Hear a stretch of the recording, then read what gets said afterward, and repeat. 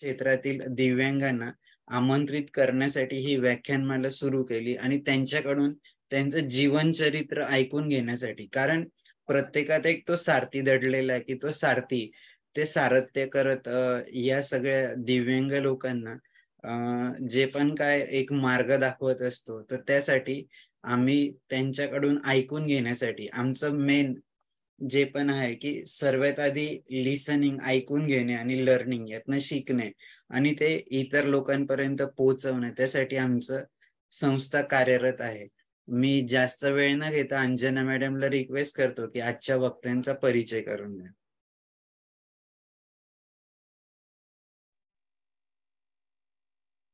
नमस्कार. संकल्प फाउंडेशन आयोजित संवाद सारथीचे 35वे पुष्प गुंफण्यासाठी आज आपल्याला लाभले आहेत आदरणीय ॲडव्होकेट माननीय रुपेश सुधा भैरवनाथ पवार यांचा थोडक्यात परिचय. शिक्षण BA LLB, B.Lib आणि वृत्तपत्र विद्या जनसंपादन. सर सध्या दैनिक ठाणे वैभवचे जाहिराती बातमी प्रतिनिधी आणि स्तंभ लेखक आहेत. शारदा प्रकाशन सहाय्यक आणि कार्यक्रम सहाय्यक आहेत आणि new story today web portal Thane जिल्ह्याचे ब्युरो चीफ म्हणून कार्य करतात.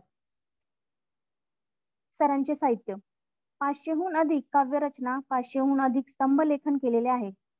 सरांनी 6 कथा व 30 लघुकथा लिहिल्या आहेत. 30 पेक्षा जास्त गीते व 8 मुलाखतपर लेख लिहिले आहेत. सरांची पुस्तके: अंतरंग काव्यसंग्रह, प्रतिभावंतांच्या रंगसावल्या, संपादन ग्रंथ, वलयांकित हा ललित लेख संग्रह, नशा हा दीर्घ काव्य संग्रह तसेच मनोगाथा लघुकथा संग्रह प्रकाशित झालेले आहेत. सिने नाट्य: सरांनी नाट्यलेखन, चित्रपट कथा, पटकथा, संवाद लेखन, गीत लेखन, लघुपट कथा, पटकथा व संवाद लेखन केले आहे. कला सादरीकरण: वलय रंगातील ललित भाव कार्यक्रम, ललित अभिवाचन, काव्य सादरीकरण, कथाकथन आणि प्रकट मुलाखत सादर केलेली आहे. व्याख्याने: अध्ययन तंत्र आणि स्मरण, वाचन श्रवण संस्कृती व माध्यमे, संत विचारांचे आत्मचिंतन, अथर्व भक्तीचे महात्मे आदी विषयांवर सरांनी व्याख्याने केली आहेत.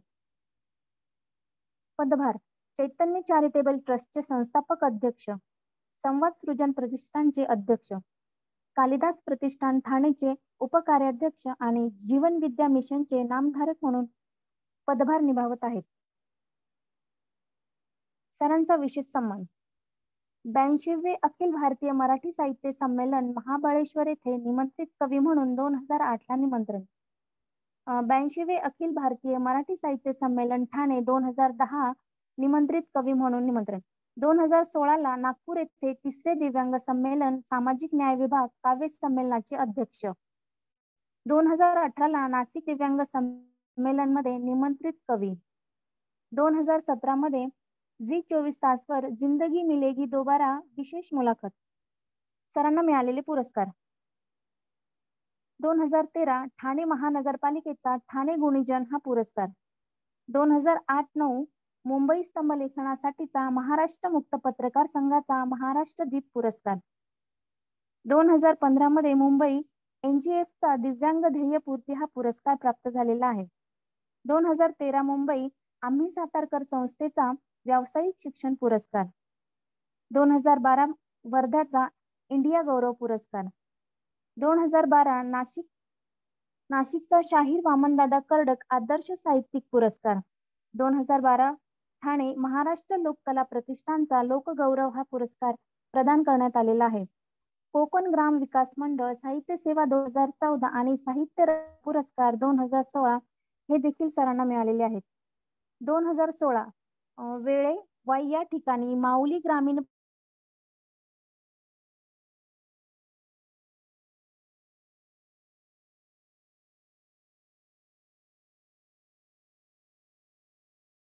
अंजना मॅडम, आवाज गेला तुमचा. हॅलो. हा मॅडम, तुमचा आवाज ब्रेक झाला होता, परत बोला. स्वतःवर असलेला विश्वास जेव्हा अधिकाधिक घट्ट होतो तेव्हा तोच विश्वास आपल्या आयुष्यातही परावर्तित होतो. धन्यवाद. आता मी पुढील सूत्र विशाल सरांकडे सोपवते. धन्यवाद अंजना मॅडम. आपण आजचे जे वक्ते आहेत ऍडव्होकेट रुपेश पवार सर, मी त्यांना विनंती करतो की त्यांनी त्यांच्या स्पीचला सुरुवात करावी. सर अनम्यूट करून घ्या. अनम्यूट, तुम्ही म्यूटवर आहात.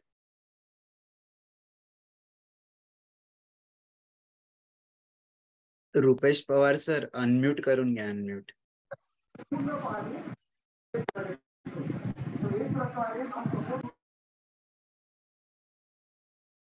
सर अनम्यूट करा. अनम्यूट, तिथं अनम्यूटचं चिन्ह आहे ना खाली स्पीकरचं, त्याच्यावर क्लिक करा.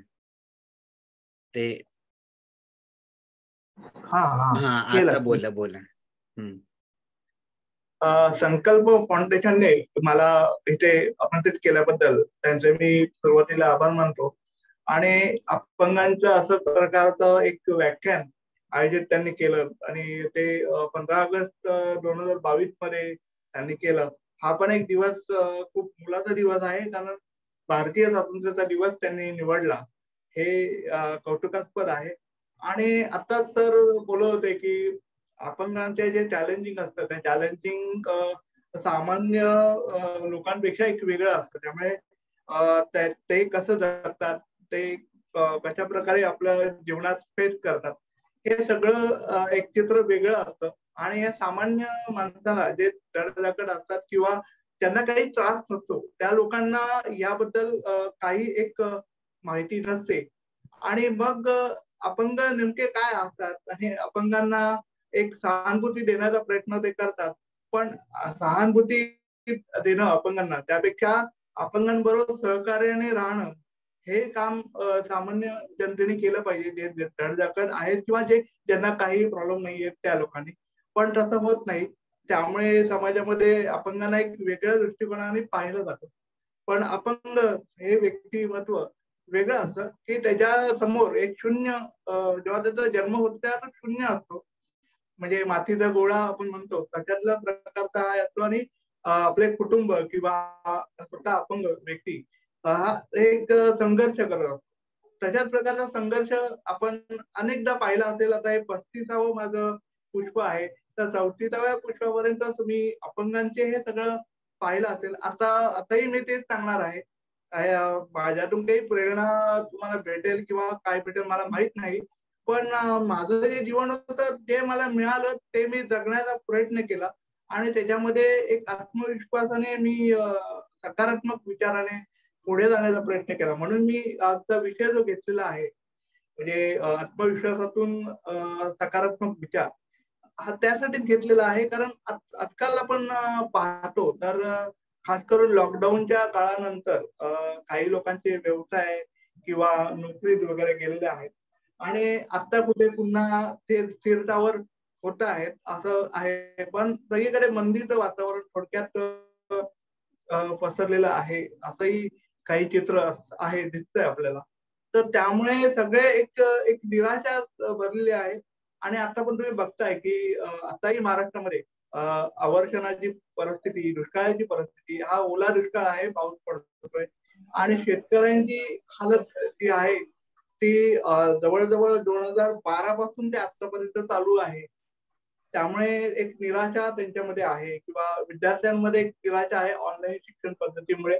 त्या सगळ्या गोष्टीवर जर आपल्याला सोल्युशन काढायचं असेल तर अपंगांचं जे जीवन आहे ते सामान्य लोकांसमोर ठेवलं पाहिजे, जेणेकरून त्यांना असं वाटेल की आपलं असं दुःख काहीच नाहीये, त्यापेक्षा या अपंगांचं दुःख मोठं आहे. आणि त्यांनी जे जीवन जगलेलं आहे तशाच प्रकारचं जीवन आपल्याला थोडं फार प्रमाणात आलेलं आहे, तर त्यावर आपण निश्चितच प्रयत्न करून यश मिळू शकेल, असं त्यांना निश्चितच यातून प्रेरणा मिळेल. म्हणून हे असे कार्यक्रम महत्वाचे आहेत. आता मी माझ्या थोडक्यात माझा संपूर्ण माहिती तुम्हाला आधी मी देतो आणि मग माझा जीवन प्रवास आपल्याला सांगण्याचा प्रयत्न करतो. मला बालपणापासून सेरेब्रल पाल्सी हा आजार आहे अपंगाचा. हा आजार इतका भयंकर असतो की तिथे संपूर्ण शरीरामध्ये व्यंग असं भरलेलं असतं. एक टाईटनेस म्हणतो आपण, तर टाईटनेस असतो आपल्या संपूर्ण शिरांमध्ये. आणि त्यामुळे आखूडपणा किंवा ह्या सगळ्या गोष्टी या याच्यामध्ये असतात. आणि त्यामध्ये परत मज्जारज्जूचा आजार असतो.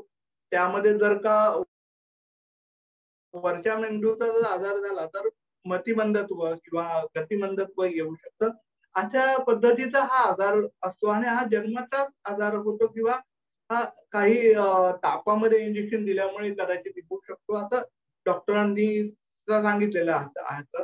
पण मला जो आजार आहे तो अल्प प्रमाणात आहे असं डॉक्टरांनी जेव्हा निदान केलं माझ्या आजाराचं तेव्हा त्यांना ते कळलं आणि तेव्हा त्यांनी प्राथमिक उपचारामध्ये ते सांगून टाकलं.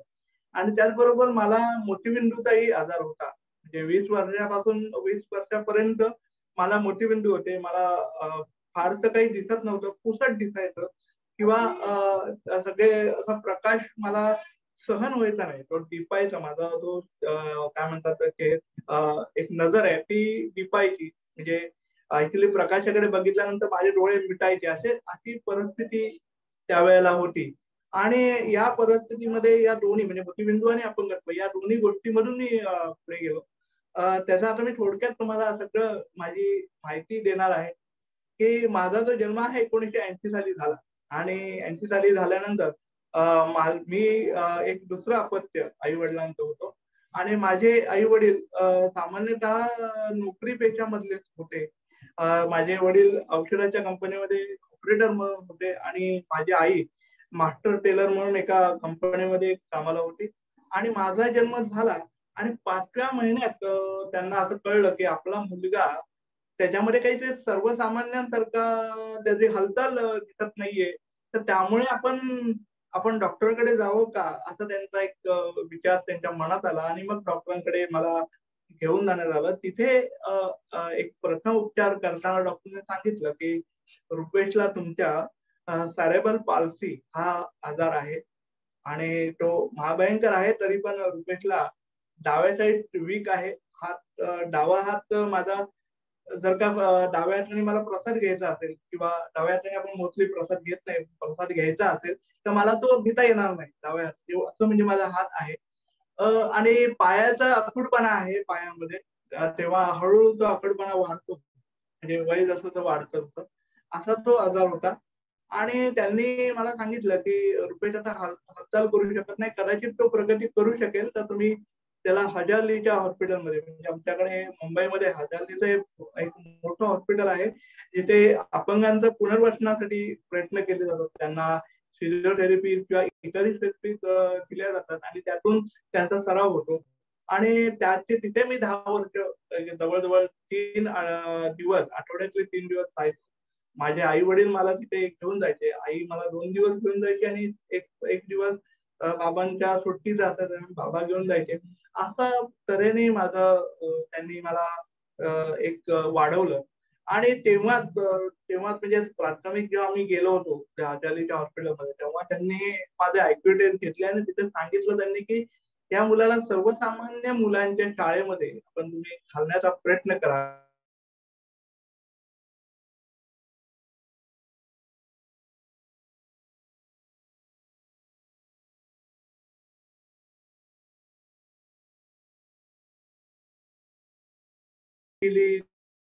त्यांच्याकडून संस्था निर्माण झाली होती माझा जन्म व्हायच्या आधीच.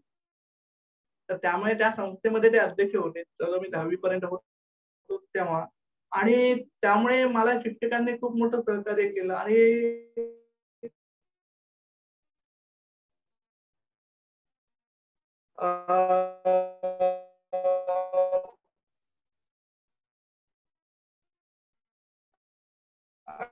जर कार्य तुमचं होतं अभ्यासाचं ते बघूनच त्यांनी मला मार्क दिले आणि मला पुढच्या वर्गामध्ये प्रत्येक वेळेला मी गेलो असं सगळं ते वातावरण होतं. आणि त्यामध्ये मी फक्त ऐकून अभ्यास करतो. मोतीबिंदूमुळे मला काहीच दिसत नाही. पण माझी स्मरणशक्ती इतकी दांडगी होती की एखादी कथा मी ऐकली किंवा कोणीतरी मला वाचून दाखवली तर ती कथा पहिल्या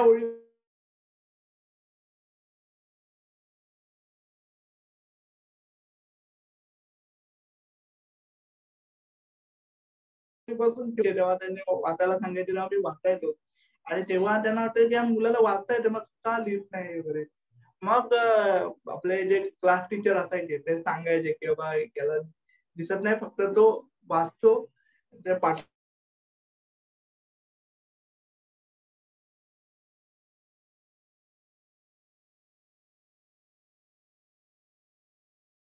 आहे म्हणून तो एवढा हुशार आहे, सगळं आहे, पण देवाने असं का केलं, असा एक त्यांच्या डोळ्यात मला भाव दिसायचा. पण लहान असल्यामुळे मी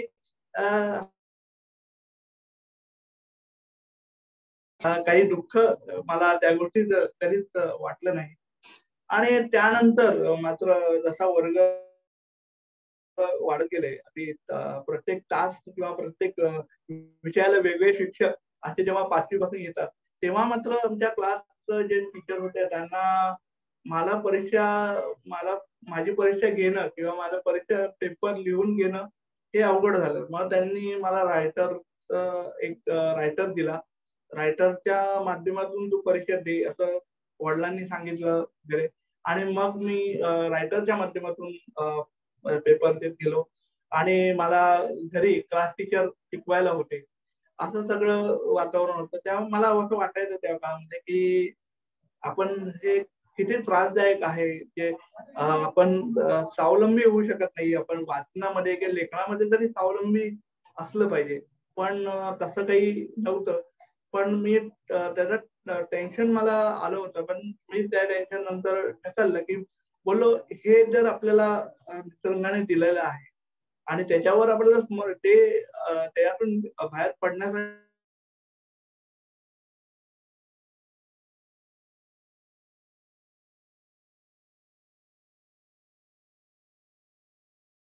आपल्याला एक तिला वाढवत गेलो. आणि मग मी त्यामुळे मी खेळाकडे लक्ष दिले. त्यानंतर मग मी टीव्ही पाहण्यामध्ये वेळ घालवायचो. काही चित्रपट असायचे, काही दूरदर्शनचे जुने कार्यक्रम आपण पाहिले की ते कार्यक्रम खूप सुंदर असायचे. साहित्यमय कार्यक्रम, संगीतमय कार्यक्रम हे पाहायचो. तर मला त्यामुळे एक संगीताविषयी, चित्रपटाविषयी, समाजाविषयी एक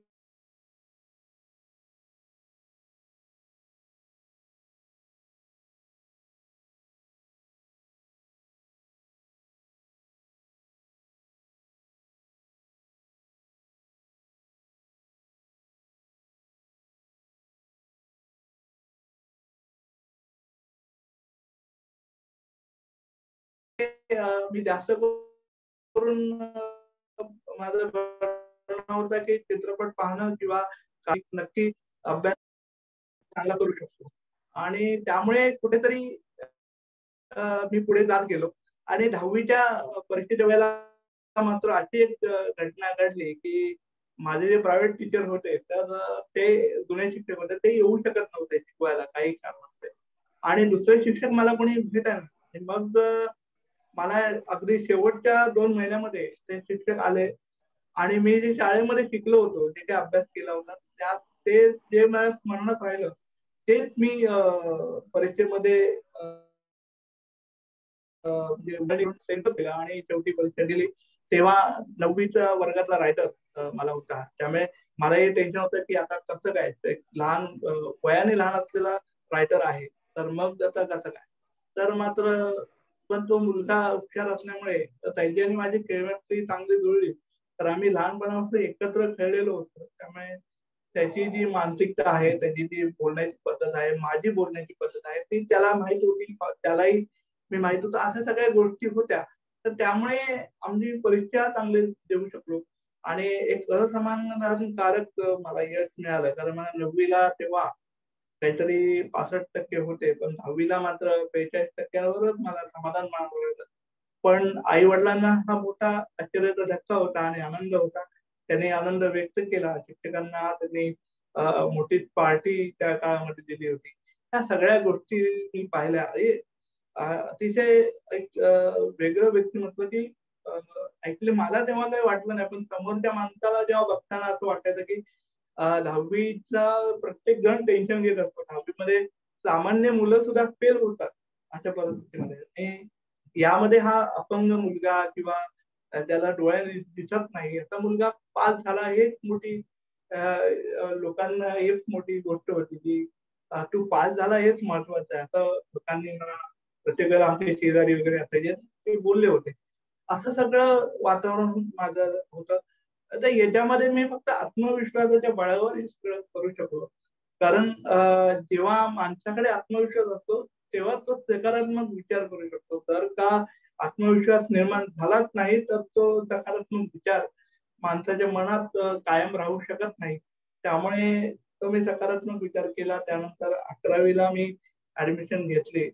अरे 11वीला ऍडमिशन घेताना एक टेन्शन मला असं होतं की मी ज्या शाळेत होतो आधीच्या ते माझ्या वडिलांची शाळा होती. पण आता कॉलेजला गेल्यानंतर माझ्या वडिलांचं कॉलेज नाहीये ते असं मला तरी वाटलं आणि मग मला टेन्शन आलं होतं.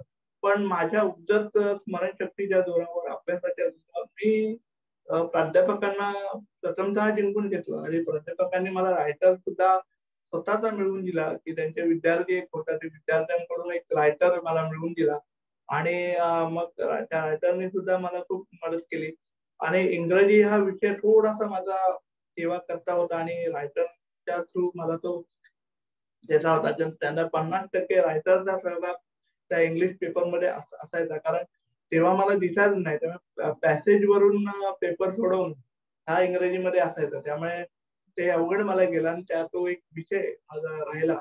परंतु मी 11वीला तो ब्रेक घेतला. मार्क सुद्धा मी जे एक्स्ट्रा मार्क मला मिळत होते कॉलेजकडून तो विषय पास करण्यासाठी तर मी ते विषय पास करून घेतला नाही कारण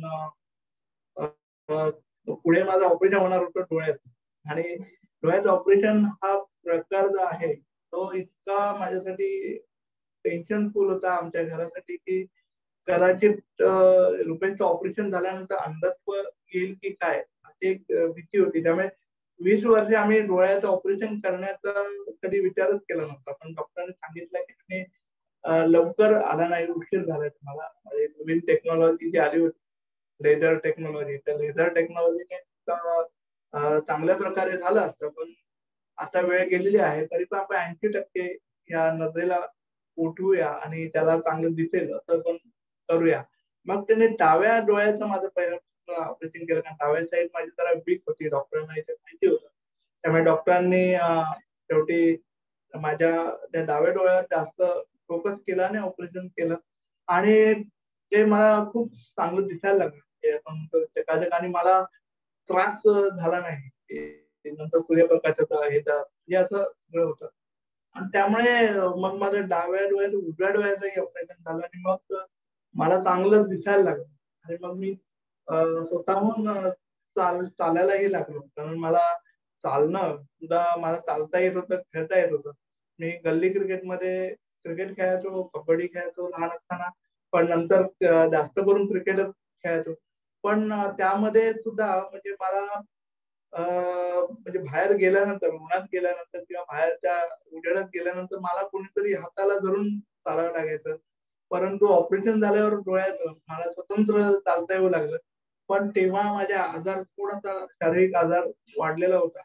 म्हणजे माझा डावा पाय जो अजून शॉर्ट होत चालला होता आणि तेव्हा मी 12वीला आणि अशा परिस्थितीमध्ये मी 12वीला गेलो आणि 12वीला माझ्या शाळेत ज्या शाळेत मी होतो त्या शाळेत मी कॉलेज जॉईन केलेलं होतं म्हणजे माझ्या वडिलांची शाळा पुन्हा तर तिथे गेल्यानंतर मी चांगल्या पद्धतीने अभ्यास केला आणि 10वीचं जे अपयश होतं ते मी पुसून टाकण्याचा प्रयत्न केला त्या ठिकाणी आणि तेव्हा मला कला शाखेत मी असल्यामुळे कला शाखेचा अभ्यास हा खूप कठीण असतो म्हणजे आणि अपंगांसाठी आणि एका जे डोळ्यांना प्रॉब्लेम आहे आणि लिहू वाचू शकत नाही तर अशा मुलांना तर खूपच मोठा प्रॉब्लेम असतो. तरी पण मी कला शाखेमध्ये 58% मार्क मिळवले आणि मी सेकंड हायस्ट हिस्ट्रीमध्ये होतो आणि असं माझ्या बोर्डवर ते आलं होतं कॉलेजच्या. त्यामुळे मला जुन्या शिक्षकांना पण ते खूप आवडलं की त्यांनी मला कौतुक केलं माझं की तू खूप चांगलं अभ्यास केला तरी खूप चांगलं तुझा आता हे फ्युचर तुझं चांगलं आहे असं ते मला म्हणाले. म्हणजे मला एक समाधान असं झालं की मी काहीतरी करू शकलो आणि मी असं होतं की आता या परिस्थितीमध्ये काय करायचं म्हणजे अशी जर परिस्थिती आपल्याकडे आहे निगेटिव्ह परिस्थिती आहे त्याच्यामध्ये पॉझिटिव्ह काय आपण करू शकतो ही गोष्ट माझी कॉमनली असायची. त्यामुळे मी कधी निराश या काळामध्ये झालो नाही पण डोळ्याचं ऑपरेशन झाल्यानंतर एक एक एक क्षण माझं असं झालं होतं की मला थोडस न्यूनगंड निर्माण झाला होता की मला आता 10वी झालं तरी मला अभ्यास करता येत नाहीये किंवा वाचता येत नाहीये. जेव्हा मी जीवन संपवण्याचाही प्रयत्न थोडासा माझा विचार होता.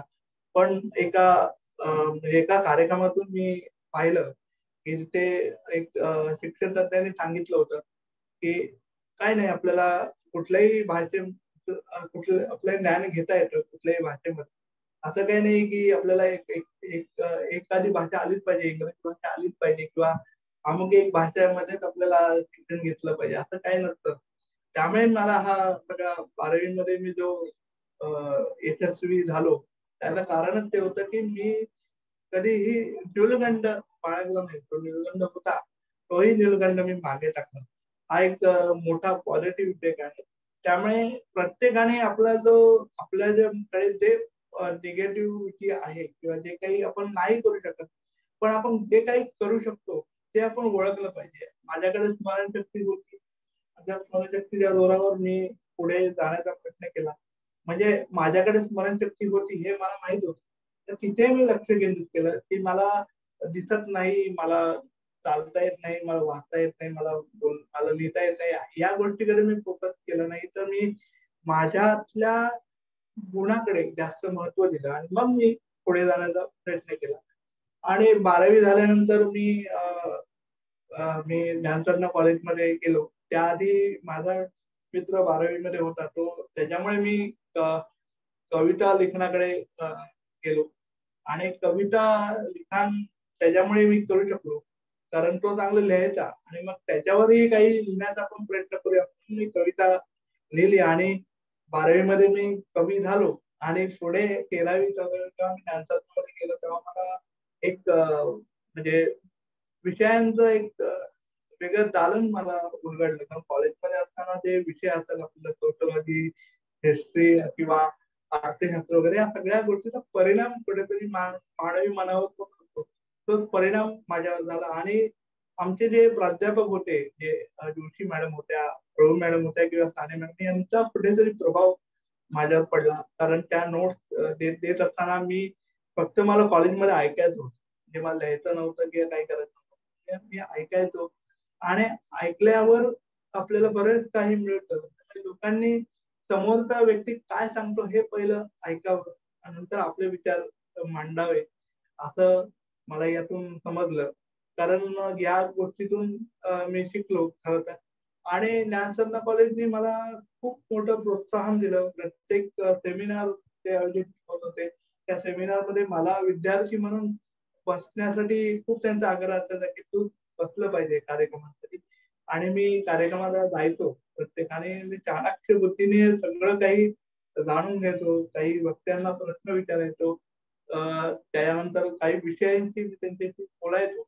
या सगळ्या गोष्टीमुळे मला लोकांची इंटरॅक्ट करता आलं, बोलता आलं आणि मग मी पुढे गेलो. जे कॉलेजला नॅक कमिटी म्हणून एक असते की जे क्वालिटी कंट्रोल करते कॉलेजवर, तर ती नॅशनलाइज असते, म्हणजे पूर्ण भारतातली ती एक संस्था आहे आणि ती कधीही कुठल्याही कॉलेजमध्ये जाऊ शकते, असं ते आहे. तर तिथे त्यांच्या त्या मीटिंग मध्ये मला एक आदर्श विद्यार्थी म्हणून त्यांनी बोलवलं होतं आणि मी माझ्या कला शाखेतर्फे मी कॉलेजला रिप्रेझेंट केलं होतं. कारण बाकीची मुलं माझे जे विद्यार्थी मित्र होते तर ते त्या मीटिंगला आले नाहीत घाबरून आणि मीच मात्र पुढे गेलो आणि मी त्या लोकांना उत्तर देऊ शकलो. ते इंग्लिशमध्ये प्रश्न विचारायचे, मी त्यांना मराठीमध्ये, हिंदीमध्ये अशी उत्तरं देऊन त्यांना मी कॉलेजबद्दलची माहिती दिली. असं सगळं एक हे होतं. त्यामुळे मला एक आत्मविश्वास पुढे निर्माण झाला की मी नक्कीच काहीतरी वेगळं करू शकतो. त्यामुळे मी लॉ करण्याकडे जास्त हे केलं. कारण मी लहानपणापासून मला असं लोकांचं म्हणणं होतं माझ्या आजूबाजूच्या की मी थोडस जज सारखं वागतो सगळ्यांशी वागताना, किंवा कुठे काय झालं तर मी सांगतो की बाबा हा हा मुलगा आहे तो चुकीचा वागला, तुमचा मुलगा बरोबर आहे. सगळं मी जसं हे करायचो, कोणाची मारामारी किंवा काही हे झालं तर मी सांगायचो कोणी कुणाला पहिलं मारलं. त्यामुळे ते मला जज सगळे लोक म्हणायचे. तर त्यामुळे मला कदाचित ती प्रेरणा मला मिळाली आणि मग मी TY नंतर मी विचार केला की आता मराठीमध्ये रिजनल भाषेमध्ये जर लॉ असेल तर आपण तो केला पाहिजे आणि पुढे आपल्याला जर जॉब मिळाला तर आपण त्या आधारावर पण क्लास 1 ऑफिसर पर्यंत जाऊ शकतो असं मला वाटलं आणि म्हणून मी तो विषय निवडला. पण त्याच काळामध्ये असं ठरलं होतं की माझ्या पायावर एक शस्त्रक्रिया करायची असं आधीच ठरलेलं होतं मी 14वीला असताना. तर त्यामुळे TY झाल्यानंतर ती ऑपरेशनची तारीख जवळ आली तोपर्यंत मी लॉचं ऍडमिशन घेऊन मोकळा झालो होतो.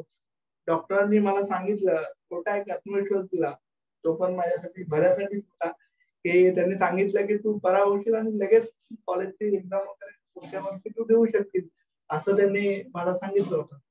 आणि मात्र मी तसा सकारात्मकतेने विचार करत करत गेलो. पण ऑपरेशन झालं, सक्सेसफुल झालं आणि नंतर एक्सरसाइज वगैरे सगळ्या गोष्टी करता करता 4.5 वर्ष माझ्या आयुष्यातली अशी सरसर निघून गेली ते मी काहीच करू शकलो नाही. फक्त लॉचा अभ्यास मी घरी बसून करायचो. एक एक मुलगी मला रीडर म्हणून यायची पट्टी म्हणून. तर तिने जी काही साथ दिली तिच्या जोरावर मी ते करू शकलो. कारण जर का त्याच वेळेला कोणी मला शिकवायला आलं नसतं, कोणी मला रीडिंग करायला आलं नसतं, तर मग माझं लॉचं ते स्वप्न होतं ते मी पूर्ण करू शकलो नसतो. किंवा नंतर पत्रकारिता मी केली. पत्रकारिता रेजिस्टर शिक्षण मी घेतलं तेही मी करू शकलो नसतो. त्यामुळे मला एक जे लॉचा याच्यासाठी फायदा झाला की माझं जे एक्सरसाइज वगैरे या सगळ्या गोष्टीमध्ये जे माझं लक्ष एक साईडला जायचं आणि त्याचे मी निराश झालो होतो थोडे एक काळ की बाबा मला आता जे चालता यायचं तेही चालता येत नाही, आता चालता येईल की नाही आता एक भीती होती. तर त्या गोष्टीला मी मागे टाकलं लॉच्या अभ्यासामुळे. आणि आमचे डॉक्टर परेरा यांनी खूप मोठी मदत केली मला त्या काळामध्ये. त्यामुळे मी माझ्या स्वतःच्या पायावर उभं राहिलो. वॉकरवरून पाठीवर मी येऊ लागलो आणि मग त्यांनी मला सांगितलं की तू जास्तीत जास्त काठीवर तू नाही आहेस असंच विचार करून तू चालायचंस प्रत्येक ठिकाणी असं त्यांनी मला त्यावेळेला सांगितलं. पण काय म्हणतात ना एक एक म्हणजे एक अशी घटना घडली की त्याचा तो जो आजार आहे माझा तो चमत्कारिक आजार आहे की तो पूर्णपणे परत डोकं वर काढतो आणि पुन्हा माझा पाय शॉर्ट होण्याची क्रिया सुरू झाली. मग मला आताही अडचण येते चालण्यासाठी वगैरे. तरी पण मी तरी पण माझे प्रयत्न असतात की मी अशाही परिस्थितीमध्ये वॉकर घेऊन किंवा काही काठी वगैरे या सगळ्या गोष्टी घेऊन मी समाजामध्ये जात असतो आणि त्यामुळे मला खूप मोठं सहकार्य मिळतं किंवा इतकं असताना सुद्धा हा माणूस एक करतो जे प्रयत्न करतो आणि या प्रयत्नातूनच पुढे जाऊन मी लेखक झालो, कवी झालो. 2006 पासून मी खरं तर पत्रकारिता करू लागलो, म्हणजे स्तंभलेखन मी करू लागलो आणि 2015 साली मी रितसर अशी ठाण्याची एजन्सी घेतली. पण मी 2006 ला जेव्हा सुरू केलं लिखाण तेव्हा जे लिखाण मी करायचो तर ते लिखाण दिल्यानंतर एक लेख माझे पेपरमध्ये यायचे तर त्याची कुठेही काटछाट व्हायची नाही त्या लेखांची. तर त्यामुळे मला एक हुरूप आला की अजून काही मी करू शकतो.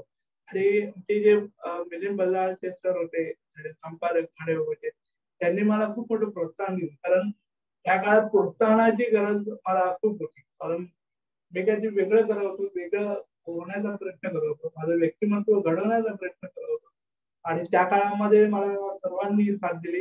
त्यानंतर मी नेटवर्क मार्केटिंग थोडक्यात नेटवर्क मार्केटिंग तुम्हाला माहितीच आहे की ते वस्तूंचं वितरण करायचं त्यामध्ये असतं. तर ते मी काम करायला लागलो आणि त्याच्याबरोबर मी माझं साहित्य क्षेत्रामध्ये थोडंसं पुस्तक प्रकाशनाकडे मी वळालो आणि 2010 साली मी शारदा प्रकाशनकडे जेव्हा गेलो तेव्हा शारदा प्रकाशनचे आमचे संतोष राणे सर त्यांनी सुद्धा मला प्रोत्साहन दिलं आणि आमचे टिल्लू सर यांनी सुद्धा मोठं प्रोत्साहन दिल्यामुळे मी पुढे आलो. आणि मग या प्रक्रियेमध्ये ज्या प्रकाशन प्रक्रिया कशी असते काय असतं हे मला काहीच माहित नव्हतं आणि त्या परिस्थितीमध्ये सुद्धा ते मी कार्यक्रम सगळा घडून आणला आणि एक 4 साहित्यिक जे ठाण्यातले होते, म्हणजे अशोक बागवे सर किंवा अशोक चिटणीस वगैरे, या सगळे मोठी मोठी मंडळी माझ्या कार्यक्रमाला प्रमुख पाहुणे म्हणून झाले होते आणि त्यांचा आशीर्वाद मला त्यावेळेला मिळाला होता आणि त्यामुळे कदाचित अभूतपूर्व असा तो कार्यक्रम झाला. त्यानंतर मी ठाण्यात खूप लोकप्रिय झालो, लाडका झालो कवी लेखकांचा आणि त्यामध्ये नंतर नारायण तांब्यांसारखे आता कैलासवासी आहेत ते कोरोना काळामध्ये त्यांचा ते आपल्या जगातून गेले, तर त्यांनी खूप मोठं मला प्रोत्साहन दिलं आणि त्यांच्या नीलपुष्पमध्ये मला नेहमीच ते बोलवायचे आणि मग तिथे मी कार्यक्रमांचं काही बातमी वगैरे लिहायचो आणि त्यामुळे मी तिथेही लोकप्रिय झालो आणि मग ठाण्यामध्ये सगळ्याच कार्यक्रमाला मी जायचो, तिथे मी बातमी तयार करायचो, बातमी द्यायचो आणि माझा हा व्यवसाय पूर्ण झालेला त्या काळामध्ये. त्यामध्ये पुन्हा माझं अंतरंग हे पुस्तक आल्यानंतर मी वलयांकित पुस्तक सुद्धा छापलं. अंतरंग हे पुस्तक माझं कवितांचं होतं आणि वलयांकित हे पुस्तक माझं श्रद्धांजलीपर लेखांचं आहे. जेव्हा माझं अंतरंग पुस्तक येऊन 2-3 वर्ष झाली तेव्हा आमचे माझे जे सर आहेत कॉलेजचे मंडाळ टिल्लू, तर त्यांनी सांगितलं की तुझं दुसरं पुस्तक आलं पाहिजे. मग मी तेव्हा श्रद्धांजली पुस्तकाची सगळी योजना तयार केली आणि ते पुस्तक मी संतोष राणेंकडे दिलं. आचार्य आत्रे आपले जे साहित्यिक आहेत थोर साहित्यिक, त्यांनी अशा प्रकारचे लेख लिहिलेले होते आणि त्यांनी अशा प्रकारचं पुस्तक काढलेलं होतं, त्यामुळे मला ते माहिती होतं. पण तसंच पुस्तक माझं आहे असं मला असं मी सांगितलं की बहुतेकांना मी साहित्यिकांना वगैरे किंवा जे वाचक असतात त्यांना मी सांगायचं की बा हे पुस्तक मी का काढलं, तर त्याच्या मागे आचार्य अत्रेंची प्रेरणा आहे की आचार्य अत्रेंनी तशा प्रकारचं पुस्तक काढलं होतं म्हणून मी हे पुस्तक काढलं आणि ते लोकांना एक मार्गदर्शक आहे, प्रेरणादायी आहे. कारण हे जे कलाकार आहेत किंवा हे जे साहित्यिक आहेत हे कशा प्रकारचे जीवन जगतात, म्हणजे किती त्यांना अडचणी येत असतात, किती त्यांना चॅलेंजिंग असतात आणि ते चॅलेंजिंगवर मात करत जवळजवळ 6 दशक या क्षेत्रामध्ये त्यांनी काम करतात ते लोक आणि एक 80 वर्षे किंवा 70 वर्षी ते आपल्यातून निघून जातात. पण त्यांनी जे कार्य करून ठेवलेलं आहे ते पुढच्या पिढ्यांसाठी खूप मोलाचं आहे. कारण हल्लीचे मुलं जे आहेत ते फास्ट फूडच्या जमान्यातली आहेत किंवा त्यांना आता भरपूर स्पर्धा वगैरे असतात गाण्यांचे वगैरे, मग त्यांना वाटतं मी गायक झालो पाहिजे, लगेच गायक झालो पाहिजे, लगेच अभिनेत्री किंवा अभिनेता झालो पाहिजे. पण तसं नसतं. इकडे खूप मोठा संघर्ष करावा लागतो आणि हे वलयांकित मध्ये मी सांगण्याचा प्रयत्न केला आहे. वलयांकित हे पुस्तक कलाकारांचं पुस्तक आहे, माझं पुस्तक माझ्या जीवनाचं पुस्तक आहे. अंतरंग हे कदाचित माझ्या जीवनाचं पुस्तक असेल किंवा पण वलयांकित हे पुस्तक संपूर्णतः त्या कलाकारांच्या येत आहे. त्यामुळे मला लोकप्रियता त्यामुळे मिळाली की त्याच्यामध्ये लक्ष्मीकांत बेर्डे आहेत किंवा राजेश खन्ना आहेत किंवा निळू फुले किंवा साहित्यिक आपले नारायण सुर्वे वगैरे या सगळी लोक ते मेन साहित्यिक जे होते आपल्याकडे ते प्रमुख साहित्यिक, त्या लोकांचं मी त्याच्यामध्ये लेखन केलेलं आहे आणि ते लोकांपर्यंत पोहोचतं आणि लोकांपर्यंत पोहोचल्यानंतर त्यांना कळतं की या माणसांनी कसं कसं आपलं जीवन जगलेलं आहे आणि ते त्यांचे काय म्हणतात एक चाहते असतात, जे कलाकारांचे चाहते असतात, जे वाचक मंडळी, तर त्यांना त्यांचं ते लेख आवडतो आणि मग त्यामुळे काय झालं की त्यामुळे माझं जे वलयांकित पुस्तक आहे ते लोकांपर्यंत चांगल्यापैकी गेलं. ठाण्यामध्ये पूर्णतः वलयांकित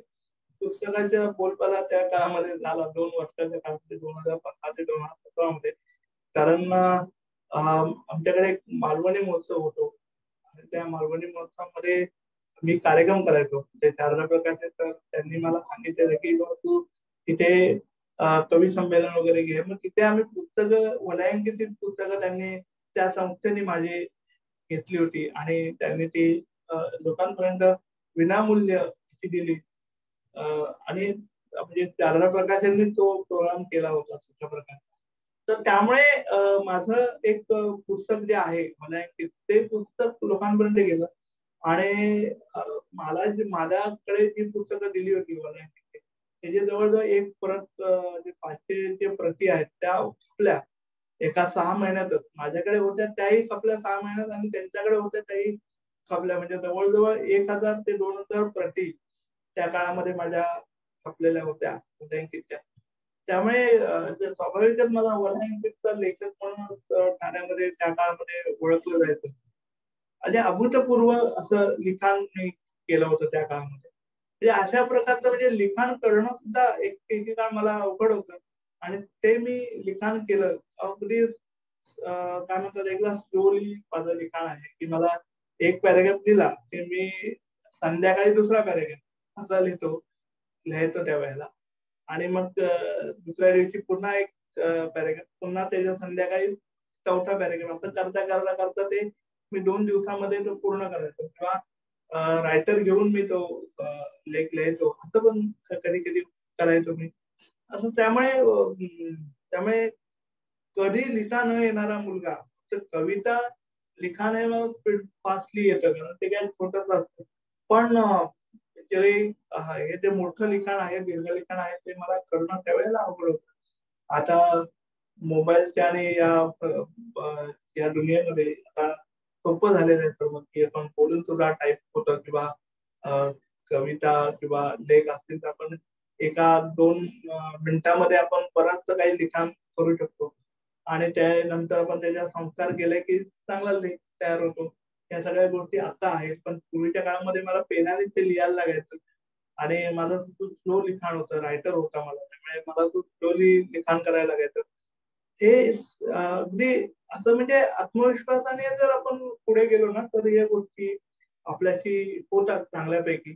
त्यामुळे आपण नेहमी प्रत्येकाने आत्मविश्वास बाळगला पाहिजे आपल्या मनात. तर आपण पुढे जाऊ शकतो. सकारात्मक विचार आपण केला पाहिजे. या सर्व संघर्षाच्या काळामध्ये मला एक पाठबळ एका संस्थेने दिलं. ती संस्था म्हणजे आमची जीवनच्या मिशनचे आमचे वामनराव पै जे सद्गुरू आहेत माझे. तर त्यांचे विचार आणि माझं जीवन हे कुठेतरी एक समान होतं की एकमेकांची ते जोडलं गेलं होतं असं मला वाटतं. कारण त्याच्यामध्ये त्यांनी सांगितलेलं आहे की विचार बदला म्हणजे तुमचं नशीब बदलेल आणि तेच नेमकं मी केलं आणि प्रत्येक वेळेला सद्गुरूंचे विचार मी लोकांसमोर घेऊन जायचो किंवा मी आत्मसात करून घेतले. लोकांना देण्या आपण ते काही लोकांना देतो त्याच्यापेक्षा आपण पहिलं ते आत्मसात केलं पाहिजे. पुस्तकात नुसतं अंडरलाईन करून उपयोग नसतो की जे अंडरलाईन न करता आपण ते पुस्तकच मनात ठेवलं तर ते महत्वाचं असतं असं मला वाटतं. प्रत्येक विचार आपण साठवले पाहिजे आपल्या मनामध्ये तर ते पुस्तक वाचनामध्ये नुसतं अंडरलाईन करून काही उपयोग नाहीये. अंडरलाईन केलं की ते विसरलं जातं किंवा एखाद्या डायरीमध्ये आपण लिहून ठेवलं तर त्याचा उपयोग पुढे होऊ शकतो की आपण ते वाचू शकतो. पुढे काही महत्वाच्या नोंदी असतात करू शकतो किंवा एखादा लेखक त्यातून निर्माण होऊ शकतो.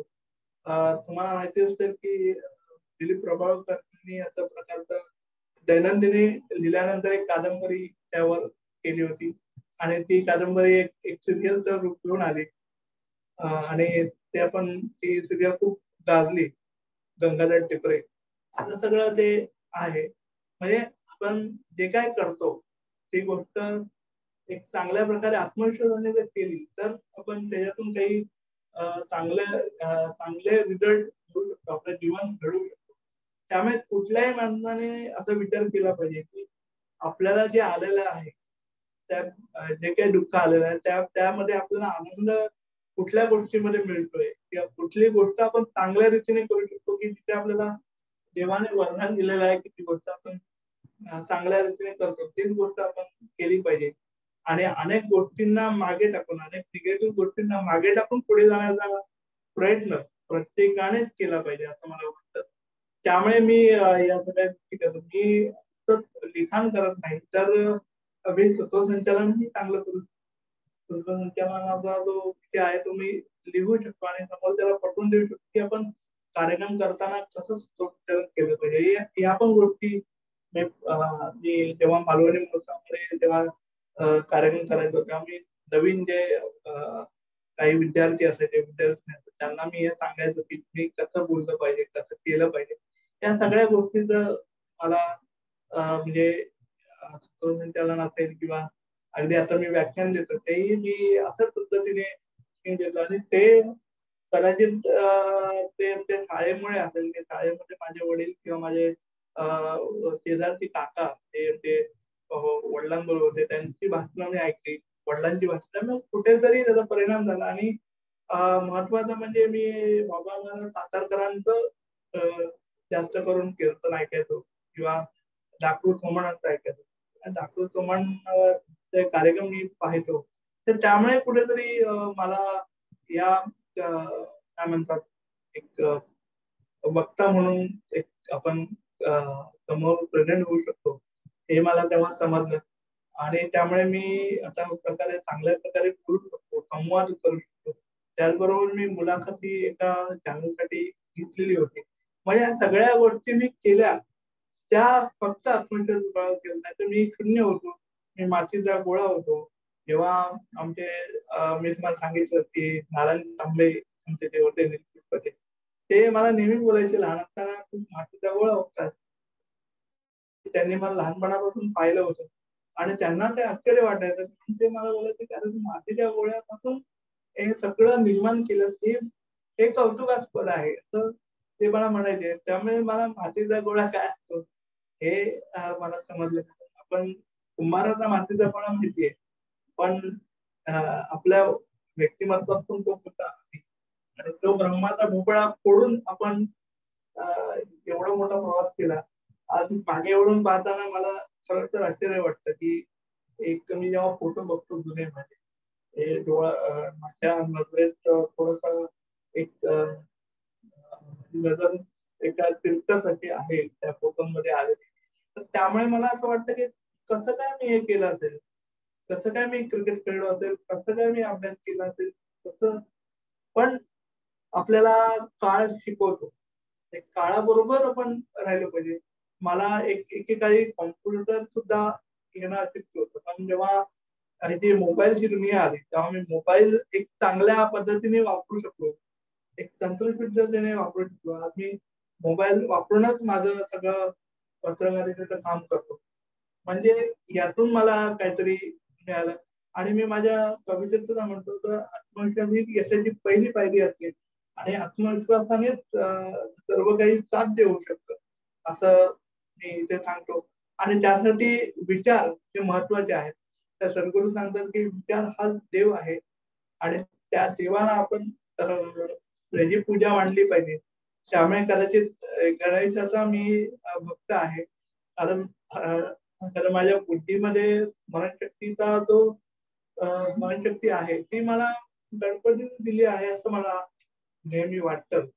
आणि त्यामुळे मी गणपतीची अशी पूजा मी करत नाही, पण माझ्या मनामध्ये सतत गणेशाविषयी एक पूजा चालू असतो. एक कारण या सगळ्या काळामध्ये मला जेव्हा अडचण यायची तेव्हा परीक्षेमध्ये, जेव्हा परीक्षा चांगली जावी असं मी म्हणायचो, तर मी आता एवढा अभ्यास केलेला आहे तर मला एक चांगलं उत्तम यश दे असं मी मनात म्हणायचो. मी कधीही देवमूर्ती समोर उभं राहिलो नाही, पण माझ्या मनामध्ये कायम एक भगवंत होता. तेव्हा मी अध्यात्मामध्ये सुद्धा एक चांगल्यापैकी विचार मांडू शकलो. माझे काही लेख मी आध्यात्मिक विचारातून लेख काढले. त्यानंतर माझे नशा नावाचा काव्यसंग्रह आहे, तो सगळा ह्या अध्यात्मावर आहे. आणि या लॉकडाऊनच्या काळामध्ये खास स्पेशली मला सांगायचं की लॉकडाऊनच्या काळामध्ये मी ठाणे विभागामध्ये जे काही गोष्टी केल्या नव्हत्या, म्हणजे सदर लिखाण केलं नव्हतं. मी असं वाटेल तेव्हा मी लिहायचो सातत्याने, पण सदर लिखाण करायचं ते सदर लिखाण मी 2021 मध्ये सुरू केलं. आणि त्यामुळे माझी पुढची 5 पुस्तकं, म्हणजे जवळजवळ 4 पुस्तकं आल्यानंतर ती माझी 5 पुस्तकाची ई पुस्तकं आहेत. ई साहित्य प्रयत्नांनी ती विनामूल्य ती लोकांपर्यंत जातात. आता ती प्रिंट स्वरूपात मी आणण्याचा पुढच्या काळामध्ये प्रयत्न करणार आहे. तर तेही लिखाण म्हणजे मी अध्यात्मावर लिहिलं, इतिहासावर लिहिलं, मी कथा, लघुकथा, सामाजिक लघुकथा दिल्या. या सगळ्या गोष्टी मी घेऊ शकलो. त्याच्या मागे एक सकारात्मक ऊर्जा आहे, सकारात्मक विचार आहे. त्यामुळे नक्कीच आपण सकारात्मक विचार घ्यावा आणि सकारात्मक विचारातूनच आपण पुढे गेलं पाहिजे. आता ही अडचण आहे की आपण ऑनलाईन शिक्षणामुळे विद्यार्थ्यांचं फ्युचर खराब झालेलं आहे. पण फ्युचर जरी वाटलं की आपल्याला भविष्य काळ आपला कसा जाणार आहे, तरी पण आपल्या हातात आपण आपल्याकडे आपण अभ्यास करू शकतो. आपण पुस्तकं वाचू शकतो. अवांतर वाचन तर आपण करू शकतो. आणि या जगामध्ये आधुनिक जगामध्ये आपल्याला वावरायचं असेल तर काही गोष्टी करायच्या त्या गोष्टी आपण प्रामाणिकपणे केल्या पाहिजेत. त्या पार्ट्या किंवा फिरायला जाणं किंवा ह्या सगळ्या गोष्टी न करता विद्यार्थ्यांनी आता लक्ष दिलं पाहिजे आपल्या स्वतःकडे. कारण ह्या सगळ्या काळामुळे लॉकडाऊनच्या काळात ऑनलाईन शिक्षणामुळे खूपच नुकसान झालेलं आहे. ते नुकसान भरून काढायचं असेल तर आपण असा प्रयत्न करू शकतो. जेव्हा मी माझ्या डोळ्याचं ऑपरेशन झालं त्या काळामध्ये मी स्वतःहून 12 खडीपासून सुरुवात केली. म्हणून मी आज हे जे लिखाण करू शकतो. कारण एक बालवाडीच्या वर्गामध्ये असल्यासारखा मी 11वीच्या नंतर अभ्यास केला.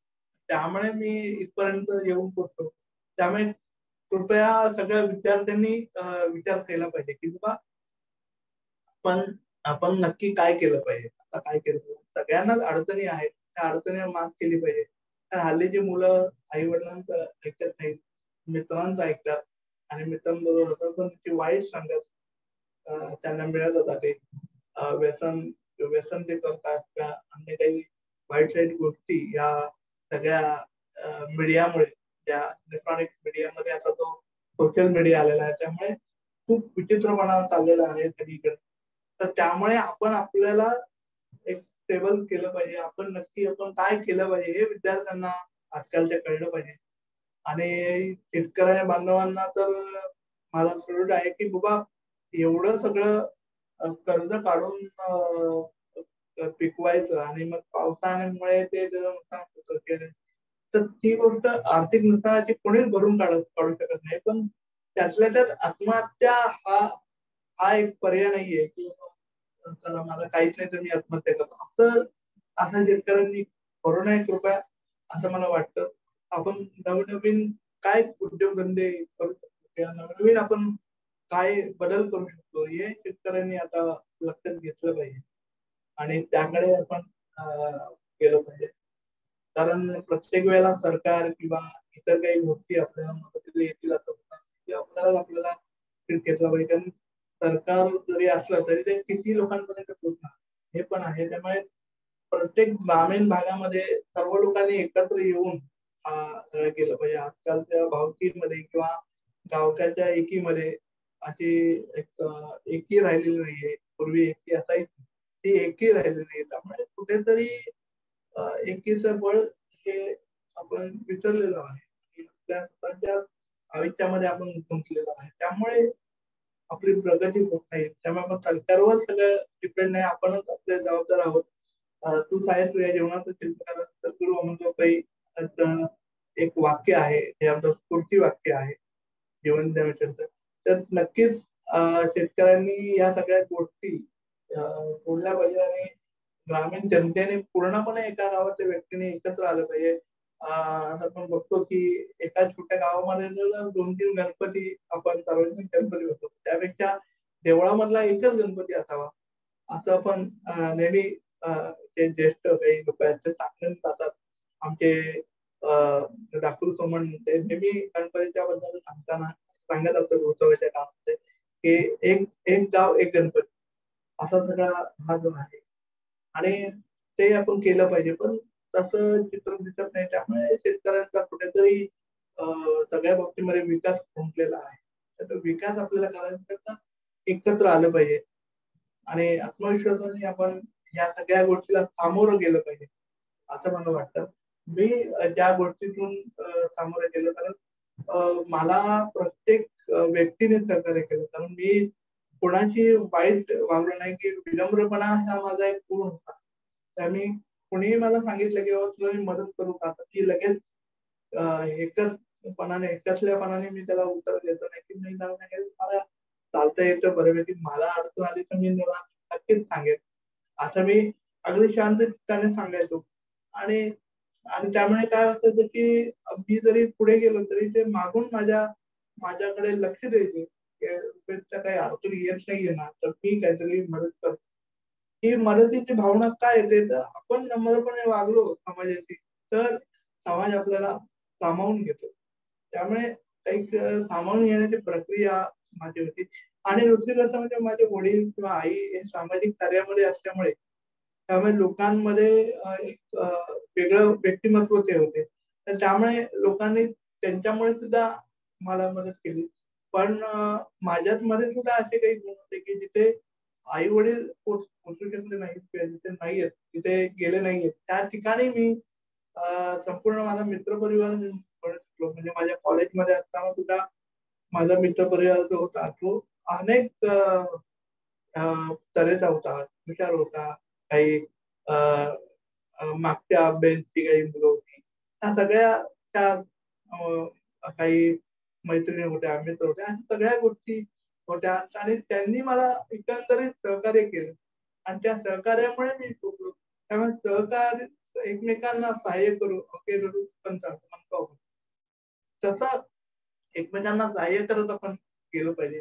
प्रत्येकाच्या अडचणी समजून घेतल्या पाहिजेत आणि अडचणी समजून घेतल्यानंतर आपलीही अडचण लोकं समजून घेतात आणि आपल्याला पुढे जाण्यासाठी मदत करतात. मी नेटवर्क मार्केटिंग करायचं तुम्हाला सांगितलं. तर नेटवर्क मार्केटिंगमध्ये सुद्धा जे लीडरशिप असेल, त्या लीडरशिपच्या खाली अनेक लोकं असतात. तर ते माझे मित्र होते. त्यामुळे त्यांनी मला प्रत्येक ठिकाणी स्वतःहून ते घेऊन जायचे आणि तुला आलंच पाहिजे, तू हे केलंच पाहिजे असं मला सांगायचे. मी येतो तुझ्याबरोबर. असं सगळ्या गोष्टी झाल्या किंवा माझा एक विवेक नावाचा मित्र होता. तोही मला साहित्य क्षेत्रामध्ये मी ज्या गोष्टी ठाण्यामध्ये करायचो तेव्हा तो माझ्याबरोबर असायचा. त्याच्यात म्हणजे त्याला असं काहीच वाटत नाही की मी अपंग आहे वगैरे. पण तो माझ्याबरोबर कायमस्वरूपी यायचा आणि मला सपोर्ट करायचा. अशा पद्धतीचे सगळे मित्र माझे अवतीभोवती सगळे होते. म्हणजे आता मी त्यांची नावं सुद्धा काही नाही त्याच्यात मी इतकी नावं घेतली. सुरेश माने असेल, विवेक असेल, पांडुरंग किंवा दिलीप किंवा दीपक नावाचा माझा मित्र. तर त्या लोकांचं मी नावं घेतलं. पण याच्या पलीकडेही माझे मित्र भरपूर आहेत. आता आत्ताच सांगायचं झालं तर मी आत्ताच म्हणजे विशाल सरांना सांगितलं वेब सिरीज बनवतोय. तर वेब सिरीज बनवणारे माझे मित्र अभिजित अभिजित हार्वेकर. तर त्यांनी सुद्धा मला खूप मोठं सहकार्य केलं. त्यांच्या एका चित्रपटासाठी मी गाणं दिलं होतं आणि लॉकडाऊनच्या काळामध्ये त्यांचा चित्रपट तो राहिला. त्याने अग्रीमेंट माझ्याबरोबर ते केलं होतं. एका एका कंपनी बरोबर त्यांनी ते अग्रीमेंट माझ्याशी केलं होतं. पण ते सगळं आमचं बारगाळ होतं. तरीही आमची मैत्री कायम राहिली आणि आज आपण आम्ही वेब सिरीजच्या माध्यमातून कदाचित मे मध्ये ती वेब सिरीज आपल्या समोर येईल, सर्वांसमोर येईल. म्हणजे अशा प्रकारचं सहकार्य मला मिळालं, प्रत्येक ठिकाणी मिळालं. यतीन दांडे तर एक दिग्दर्शक आहेत, तर त्यांनी सुद्धा माझ्याकडून चित्रपट लिखाण करून घेतलं आणि तू हे लिखाण करतील त्यांनी सांगितलं आणि तेही नंतर लॉकडाऊनमुळे अडकलं. त्या सगळ्या गोष्टी परंतु मला प्रत्येकानेच मदत केली. प्रत्येकानेच मला साथ दिली. त्यावेळी मी पोचलो कारण मी समाजाचा ऋणी आहे किंवा समाजाने मला घडवलं असं मी म्हणेन. आई-वडिलांनी तर वाटा आहेच आई-वडिलांचा. पण त्याचबरोबर समाजाचाही वाटा आहे. त्यामुळे आपण म्हणतो की अपंगांना समाजामध्ये समाज समरस करून घेत नाही आणि आहे त्याची परिस्थिती आहे काही ठिकाणी. पण माझ्या बाबतीत ती झालीच नाही कधी. कारण प्रत्येक वेळेला समाजाने मला सोबत केली. मला जिथे जावं तिथे त्यांनी मला तिथे नेलं आणि आई-वडील तिथे येऊ शकत नव्हते किंवा ते कामानिमित्त. तर तिथे माझे मित्र, तिथे माझे जे कोणी ज्येष्ठ मित्र होते, जे कोणी काही होते, ती लोकं तिथे यायचे आणि ते मला मदत करून जायचे. म्हणजे आत्मविश्वास जर मनात असेल तर कोणीही आपल्याला सहकार्य करू शकतो. त्यामुळे नक्कीच आपण असा प्रयत्न केला पाहिजे की सगळ्यांना समरस होऊन आपण वागलं पाहिजे. तरच हे होऊ शकतं. अपंगांच्या बाबतीमध्ये सुद्धा मी सांगू शकतो की अपंग आहे म्हणून त्याला दाबून ठेवू नका. त्याच्यामध्ये काय जे गुण आहेत, तर ते गुण बाहेर काढा. त्याची चित्रकला त्याच्याकडे आहे, त्याच्याकडे जर चांगलं वक्तृत्व कला आहे तर त्याला ते करू दे आणि त्यातून त्याचा एक पुढे त्याचा विकास होईल, तर होईल याच्या दृष्टिकोनातून आपण पालक म्हणून प्रयत्न केले पाहिजे. माझा मुलगा अपंग आहे म्हणून कुठेतरी आपण रडत बसायचं असं करू नये. कारण आता मी हे तुम्हाला सांगतोय, कारण नूतन गुळवे फाउंडेशन ही संस्था आपण ऐकलं माझ्या परिचयामध्ये. तर नूतन गुळवे फाउंडेशन ही संस्था आता अपंगांसाठी बहुमूल्य असं कार्य करत आहे की कोरोना काळामध्ये ज्यांचे आई वडील गेले ते एकल पालक जे आहेत तर त्यांच्या अपंग मुलांना ते एक वसतिगृह निर्माण करतात विरार, ठाण्याच्या विरार या ठिकाणी. आणि ही जी संस्था आहे त्याने का काढली तर त्यांचा मुलगा सेरेब्रल पाल्सीने आजारी आहे, तोही ह्या विकाराने आजारी आहे किंवा त्यालाही हा विकार आहे माझ्यासारखं, आणि त्यामुळे त्याचा काहीतरी त्याचा विकास व्हावा आणि त्याच्याबरोबर इतरांचा विकास व्हावा या दृष्टिकोनातून त्यांनी ही संस्था काढली. आणि आज मला त्यांनी पुरस्कार दिला आणि मला त्याने सन्मानित केलं.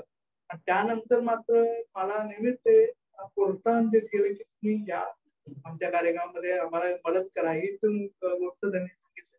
त्यामुळे त्यांच्यामुळे सुद्धा मला सामाजिक कार्याची एक ओढ निर्माण झाली आताच्या याच्यामध्ये, की त्यांनी आता जर सेंटर काढलेला आहे तुमचं अपंग मुलांसाठी, त्याच्यासाठी सुद्धा त्यांनी मला सांगितलं की तुम्ही याच्यामध्ये पूर्णतः आम्हाला मदत करू शकता आणि मी तशा प्रकारची मदत त्यांना करतोय. आणि नक्कीच येत्या पुढच्या काळामध्ये आपल्या या सेमिनारमध्ये आपण नूतनताईंना नक्कीच बोलवा की त्यांचं जे कार्य आहे तर ते त्या पद्धतीने सांगू शकते चांगल्यापैकी. तर अशा तऱ्हेने मी जगलो, अशा तऱ्हेने मी विचार माझे मांडत गेलो आणि विचारातून सकारात्मक विचारातून मी पुढे एवढी मोठी प्रगती करू शकतो. अजूनही बऱ्याचशी प्रगती मला करायची आहे. अजूनही काही गोष्टी मला खुणवतात की जी गोष्ट मी केली नाहीये ती गोष्ट मला करायची आहे. त्या सगळ्या गोष्टी चालू आहेत. जवळजवळ मी शॉर्ट फिल्म्स माझ्या भरपूर आहेत, पण आता हे लॉकडाऊनचा जे संकट आहे ते आत्ताच पुढे सुटलेलं आहे. तर त्यामुळे आता आपल्याला पुढच्या काळामध्ये खूप वाट बघायला लागेल की माझं कोणतं एक कलाकृती आपल्या समोर येईल ते मी तुम्हाला सांगत जाईल आपल्या संस्थेच्या माध्यमातून. पण नक्कीच मी लोकांचं मनोरंजन करण्यासाठी सुद्धा तितकंच पुढे येणार आहे आणि नक्कीच मला माझ्याकडून ते काम होईल याचे सकारात्मक विचार मी आता इथे तुमच्यासमोर ठेवतो. आणि एवढंच मला म्हणायचं की प्रत्येकाने जीवनामध्ये काही मिळालं नाही तरी चालेल, काही नसेल तरी चालेल, एक वेळ जेवायला नाही मिळालं तरी चालेल, पाणी प्यायला जरी नाही मिळालं तरी चालेल, पण आपला आत्मविश्वास कधीही झळून देऊ नका. कुठल्याही परिस्थितीमध्ये आपला आत्मविश्वास झळून देऊ नका. आत्मविश्वास जर झळला तर आपण काहीच करू शकत नाही. पण शून्य असतो आपल्याकडे जर चैतन्य शक्तीच नसेल ही कार्य करण्याची तर आपण कसं काय या जगाला फेस करू शकतो. त्यामुळे कोणती गोष्ट आपण तसं करू नये. कारण काही अपंगाच्या बाबतीत असं झालं होतं की म्हणजे माझेच एक मैत्रीण आहे अश्विनी म्हणून, अश्विनी देशपांडे, तर तिला असं एक नैराश्य आलं होतं. तिने सांगितलं की माझी आई माझ्यासाठी प्रयत्न करते तर मी माझ्या मुलासाठी का प्रयत्न करू नये. पण ती हातरुणातून उठून नंतर ती अंध आहे आणि ती मग नंतर जॉब करू लागली, सगळ्या गोष्टी करू लागली. या सगळ्या म्हणजे आत्मविश्वास तिने निर्माण केला तिच्यामध्ये आणि त्यामुळे ती मुलगी आज चांगल्यापैकी जीवन जगते. तिचा मुलगा आज इंजिनियरच्या महाराष्ट्राच्या शेवटच्या वर्षात असेल किंवा इंजिनियर झालाही असेल, असं सगळं आहे त्याचं. तर त्यामुळे माझं इतकं सांगणं आहे की आपण आत्मविश्वासानेच या गोष्टीला सगळ्याच्या सामोरं गेलं पाहिजे असं मला नेहमीच वाटतं. आणि त्याचबरोबर मी संकल्प आपलं जे फाउंडेशन आहे त्यांचं मी पुन्हा एकदा आभार मानतो की अशा प्रकारचे जे सेमिनार आहेत ते संस्थेने जे सुरू केलेले आहेत. तर असा जो कार्यक्रम आहे अजूनही काही भरपूर काळ पुढे चालत राहावा असं मला वाटतं. कारण अपंगांकडून प्रेरणा मिळू शकते लोकांना, आणि ती प्रेरणा नक्कीच या कार्यक्रमातून मिळेल असं मला तरी वाटतं. आणि शक्यतो आपण सगळेजण तसे प्रयत्न करू की चांगले अपंग व्यक्ती आणण्याचा प्रयत्न करू, आणि नक्कीच मी तुम्हाला सहकार्य त्या बाबतीमध्ये करेन. एवढंच बोलून मी आज माझा व्याख्यान संपवतो. आणि विचार सरांना मी पुन्हा एकदा विचार सरांचे आभार मानतो की त्यांनी मला या कार्यक्रमामध्ये निमंत्रित केलं. धन्यवाद रुपेश सर. आपण सर्वांसाठी व्यासपीठ खुलं करूया. त्याआधी तुमचा एक व्हिडिओ आहे, तो तुम्ही शेअर केलेला, तो इथं शेअर करतो. मग आपण पुढे सर्वांना बोलायला चान्स देऊ.